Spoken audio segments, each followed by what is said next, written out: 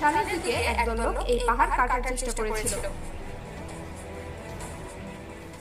তারপর থেকে মূলত এই পাহাড়ের ভিতর থেকে এই রক্ত পানি বের হচ্ছে।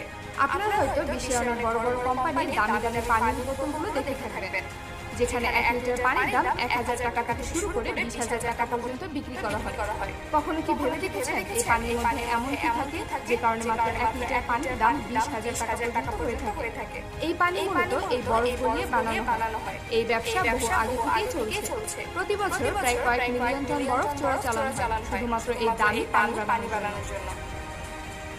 এই ব্যাপার এখানেই শেষ না। এই পাহাড় থেকে আপনি যদি এক টুকরো এনে কোথাও ফেলেন তাহলে সেই পানি লাল হয়ে যায়। এর সবচেয়ে বড় প্রমাণ হলো সাইপ্রাসের মিটসেরো গ্রামে অবস্থিত এই লাল লেক। চোরাচালানকারীরা এই বরফের পাহাড় থেকে কিছু অংশ লুকানোর জন্য একটা লেকে ফেলে দিয়েছিল। তারপর থেকে সেই লেকের পানি রক্ত পানিতে পরিণত হয়েছে। এই লেক দেখতে